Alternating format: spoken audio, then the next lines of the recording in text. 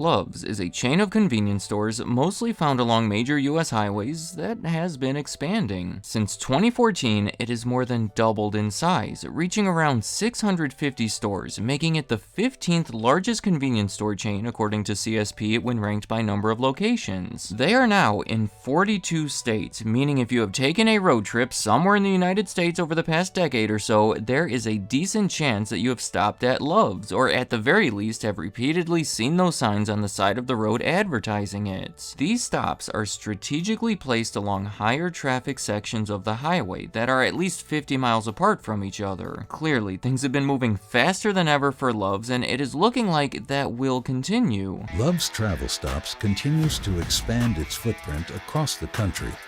In 2023, they announced that they were committing over $1 billion to remodel and expand existing stores over the next 5 years, while still opening new ones. That same year, they acquired a competing chain called EZ-Go with 22 locations in Oklahoma, Kansas, and Nebraska, all of which would be transformed into Love stores. And most recently, in 2025, their plan has been to open 20 new travel stops throughout the year. Things are looking promising, so for this video, I want to outline 7 reasons behind Love's success so far that lead me to believe that there is potential for continued growth in the future. Starting off with the Love family, because they have already defied the odds with this business in multiple ways. It is an impressive story. See, in 1964, Tom and Judy Love were a young married couple that borrowed $5,000 from her mother that was used to reopen an old gas station in a small town called Watauga that is 70 miles outside of Oklahoma City. Over the first decade, Judy kept track of the finances before stepping back from the company to pursue a career in interior design. Meanwhile, Tom Love continued to lead the company as CEO until his 2 sons took over as co-CEOs in 2014, and even then, he continued to be heavily involved until his death in 2023. That was followed by his wife Judy's death about a year and a half later, at 85 and 87 years old respectively. I think it is interesting that shortly before she died,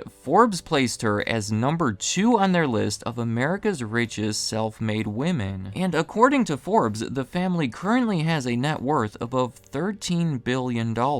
Even with the founding members gone, it continues to be family-owned and operated, with their children and grandchildren serving the company in important roles, dealing with the pressure, expectations, and the passion involved with continuing their family's legacy. My next reason is closely related to that first one, but I want to emphasize how impressive it is that Love's has remained privately owned. Love's is a $24 billion a year company, and I want to be sure that we do not overlook just how difficult it is to scale to that size without raising money through some kind of sale or public stock offering. In fact, according to Forbes, it makes them the 11th largest privately owned company in the country, and the biggest one in Oklahoma. They made their debut on that list in the year 2000 at number 446, and have clearly been climbing it. In a 2018 interview, Tom Love revealed that they have resisted a public offering so they can maintain control of things. Otherwise, they would have to worry about keeping stockholders happy, and they may not always be patient enough to understand longer-term plans. So many times on this channel, I've talked about companies declining due to leveraged buyouts or changing leadership, while Love's has avoided all of that as much as you can reasonably expect. Next up on my list is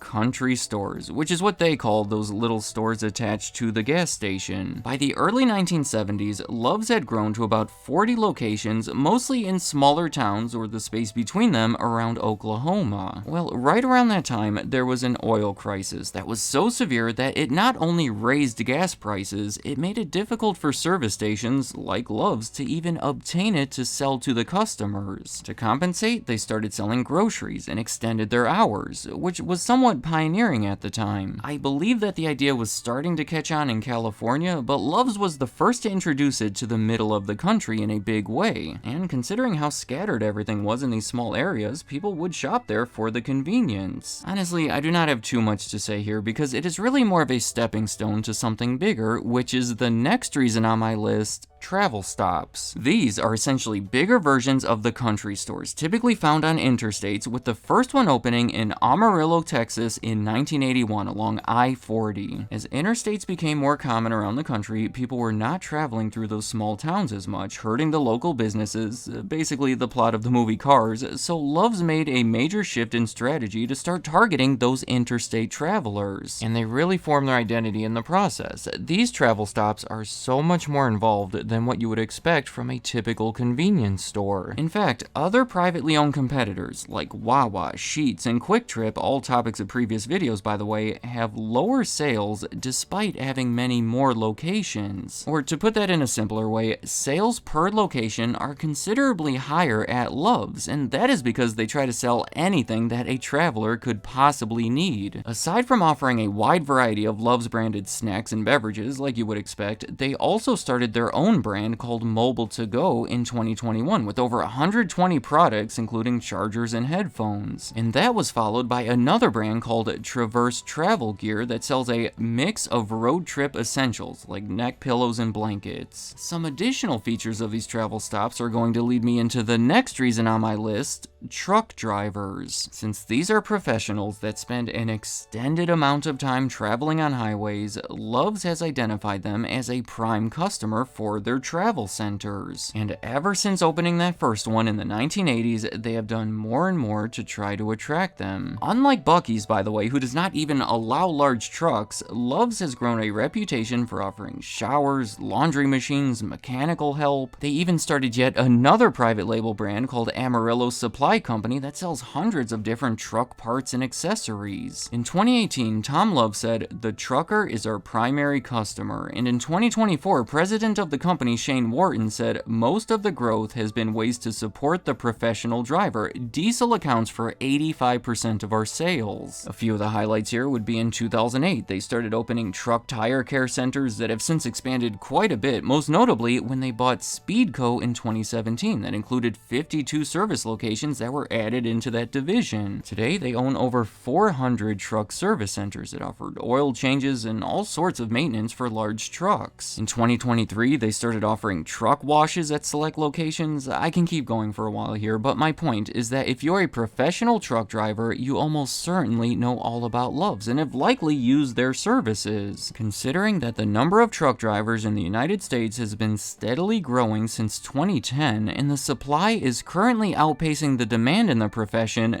that means Love's is operating in a growing market and will likely continue to benefit from it. Going back to the list, yet another attractive part of their business is their restaurants. They first started selling fresh food in 1979. Older pre-wrap sandwiches were more the standard at the time, and gas station food did not exactly have the best reputation, so Love stood out when they started making fresh sandwiches every day in their Fresh Daily Deli. And that deli was pretty much the extent of their restaurants throughout the 1980s, but in the 1990s, they figured that they could attract more travelers by partnering with more widely known national brands. They started out by making a deal with Taco Bell in 1992 and have since opened conjoined locations with many of the country's most recognizable fast food chains. The most common one seems to be Arby's, with over 100 Arby's/Love's combined travel stops located across 30 states. A couple others that stand out to me would be in 2019, they made a deal with Bojangles for them to open 40 new locations within their travel stops, and most recently, they made a deal with Whataburger to open a combination building in San Antonio, Texas. President Shane Wharton revealed that it was their 20th restaurant brand to join the network and hinted that there may be a couple of others coming soon. I'm sure that we can all understand how having a recognizable fast food chain as part of your travel stop can be effective in attracting customers that will hopefully buy gas or whatever else while they are there. Finally, I think a lot of the success and potential behind Love's can be attributed to effective advertising. It is kind of a broad reason, so there is so much that I can talk about here, going all the way down to the logo. Can we all agree that Love's is a great positive name where you get to put that little heart as the apostrophe? Originally, it was actually called Musket. It was gradually changed starting in the 1970s, so I would say that this allows for much better branding. Also, we cannot ignore the colors. The bright yellow, orange, and red are effective in capturing drivers' attention as they pass by those signs on the side of the road. Related to that, they also have a fleet of over 1,000 trucks painted those colors, trailers that mostly transport fuel to the stores, also capturing people's attention on the road. They have a catchy slogan to go on top of that: clean places, friendly faces. That again makes it sound inviting, and for anybody that has been to Love's, please let me know if clean and friendly has in fact been your experience. Also, Love's has been surprisingly involved with sports-related advertising, likely because Tom Love was known to be a sports fan. The family has donated millions of dollars to the University of Oklahoma, so their new softball field is named Love's Field. On a professional level, they've been a NASCAR sponsor going back to 2013. Also, I should mention that in 2021, Michael McDowell won the Daytona 500 while driving a Love-sponsored car. And given the company's tight association with their home state, you should not be surprised to learn that they have been partnering with the Oklahoma City Thunder NBA team since they moved to that city in 2008. And to take that even a step further, the team has been wearing that Love's logo on their jersey since 2019, meaning they were wearing that logo when they won the championship in 2025, and I would say that is some pretty effective advertising. Let me know in the comments, what do you think about Love's? I have a lot of respect for the fact that the Love family has maintained the control that they needed to wisely respond to some major changes within the country. I mean, it was an oil crisis, and then a transition to interstate travel, and then the growth of the trucking industry that has helped build Love's into one of the biggest of its kind. So for anyone who has been there, what is your review of it? Is there something that makes it stand out and attract you to it that leads you to believe that it will be successful in expanding even further? Finally, do you agree with the reasons on my list, or do you think something should be added or subtracted from it? And any other thoughts you have about Love's travel stops and country stores, leave them in the comments. I'd like to hear what you have to say.